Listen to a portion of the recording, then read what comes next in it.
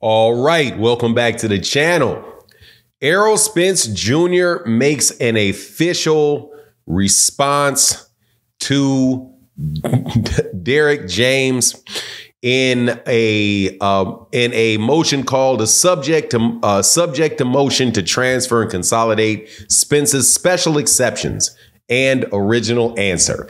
Now, I am not about to get into the legalese of all of this. However, let me tell you, as far as what we as boxing fans would find interesting in this, is that Errol Spence specifically lays out what his legal objections are to a lawsuit that was filed against him by Derrick James.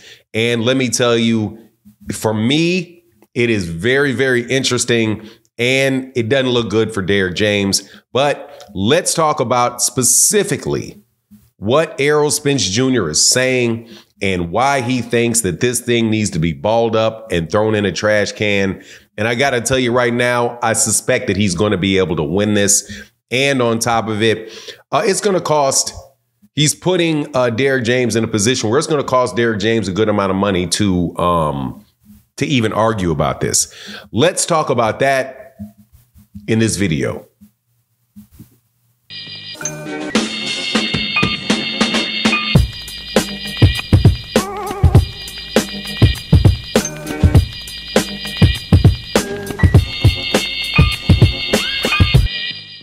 All right, welcome back to the channel. It's your boy Fanon, and in this video, we're going to talk and be in the 154-pound division, where it had been reported that Derrick James had sued Errol Spence Jr. for failure to pay him $2.1 million in money owed from the Terrence Crawford fight. Errol Spence has responded to that with some specificity in a motion to consolidate the two cases. Because if you recall, people said that Derrick James sued him and he sued Derrick James back. My understanding is that now Errol has filed a motion, or matter of fact, I'm looking at it and it says, hey, Errol denies everything that Derrick said, and we want to consolidate these motions into one, and they're going to want to also change the jurisdiction and move it to a different court, But that's not what we're going, or do to a different jurisdiction. However, that's not what we're going to go on about in detail. We're going to go on about specifically what Errol Spence Jr. has said about these accusations in this particular filing.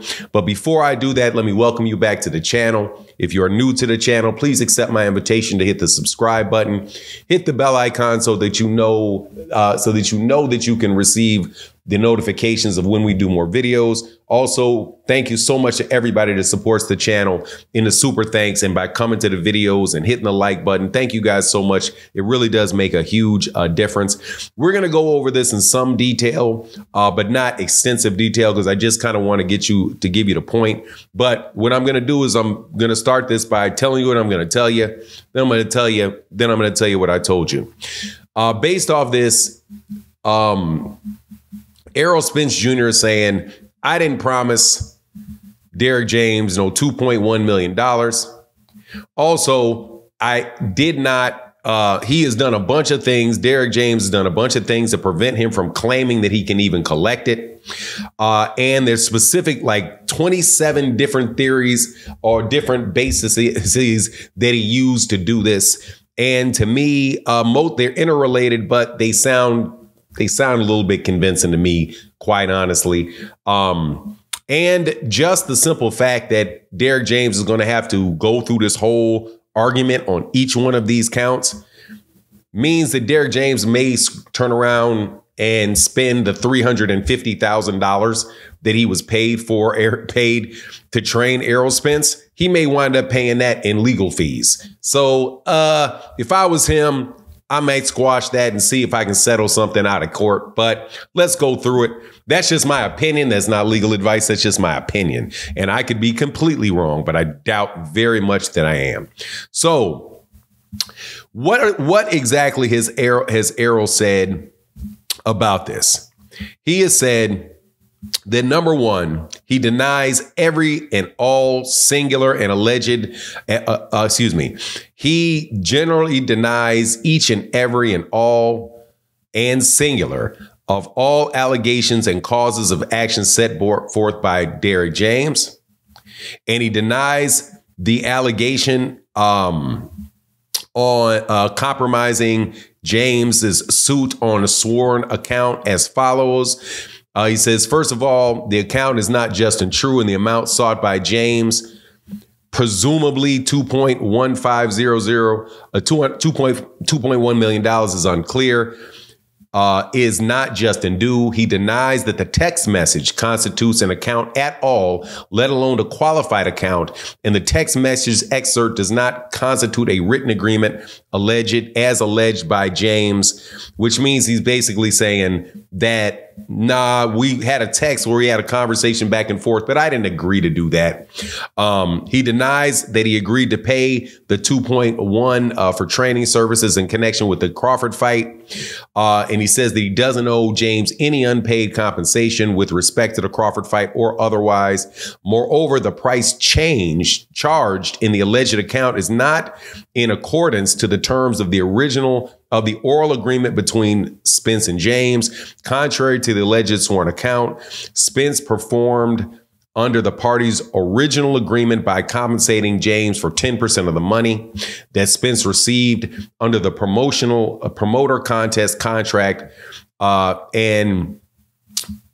This is also backed by the course and performance of the payment of Spence to James for services covering 29 professional fights spread over 11 years, and confirms that for each of the 29 fights, Spence paid James 10% of the money that Spence received under the contract, the promoter contestant contract, for participating in the respective boxing matches. So basically what they're saying is, he's like, look, I paid you 10% of of what they're now calling the promoter contestant contract. Promoter contestant contract, which is how much the promoter is paying him. And I've done that for 29 fights over the course of 11 years. You can't now, after you at the end of it, tell me that you're changing the contract by yourself. So for that reason, you need to throw that out. And honestly, for me, that right there is just a killer.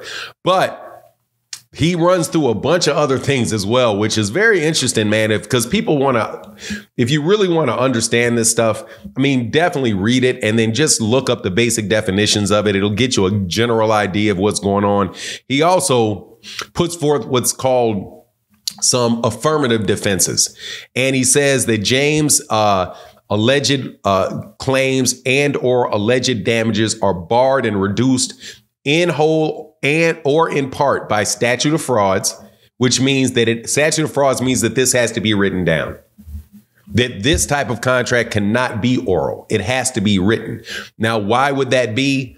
Because he's claiming that it is over the course of 10 years. That's my understanding. I'm not barred in the state of Texas, but the length of the contract under Texas law is what they're saying is something that you have to have written down. So basically, he's paying. There is no.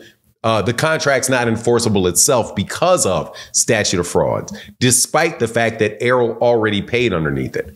And then he goes on to say a prior material breach, applicable statute of limitations, which means that it took you too long to file this.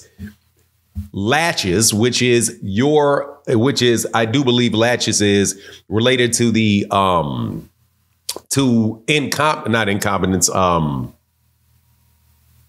negligence on the part of Derrick James, which means that if Derrick James believed that this was the case, then that this was the course of the deal, then he should have enforced that earlier and not accepted those payments, which would be considered a type of negligence. And we're not responsible for his negligence, which is him not clarifying with us exactly what he believed the terms of the contract should be.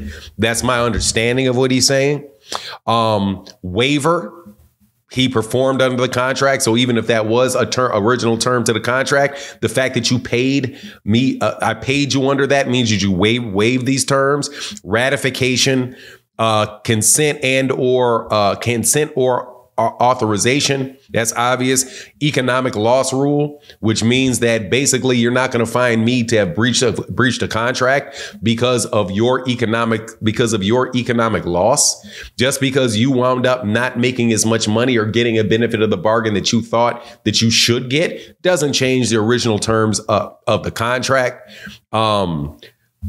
He basically also say this claim of fraud doesn't fall. Exactly. Basically, like merely alleging the performance of a contract cannot be a basis for a fraud claim.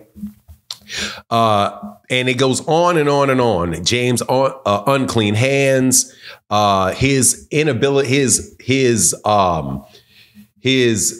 lack of his failure to mitigate his damages. Because when you actually experience damages, you can't just let the damages roll on and roll on and roll on and roll on and roll on, right? You have to actually mitigate your damage, and you have to find a way to limit those damages. Otherwise, the court's going to say, nah, you're just trying to pile on with your damages. Whole in part by offset, impossibility or impracticability, enforcement of a contract or prosecution of other claims as contended by James would be unconscionable, as in nobody would agree to this. No, basically saying, and this is one that I really think is pretty solid. I think all of it is solid, honestly, but it's unconscionable that somebody would agree to pay you 10% of all of the revenue in the fight when the standard procedure and the standard payment is 10% of the bout agreement. So this is just him going through and basically shooting down, basically coming up with arguing in the alternative that if you don't turn it down for one reason, you got to turn them down for this reason.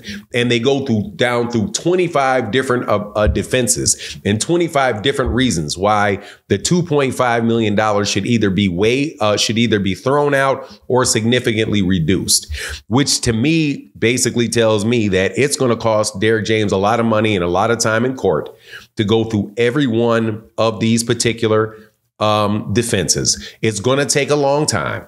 And at the end of the day, if Errol Spence Jr. wins, Errol Spence Jr. is also requesting Derrick James, to pay all of his legal fees. So if Derrick James doesn't pay, if Derrick James continues to go through this and he loses, he's going to pay his own legal fees, and he's going to, if it's awarded, and is going to pay the legal fees for Errol Spence Jr. So to me, this is just not a good look. And I don't think it's a good look. There's other things that he talked about against public policy, it being against the public interest to do this. And from what I can see, it is. Because here's the thing.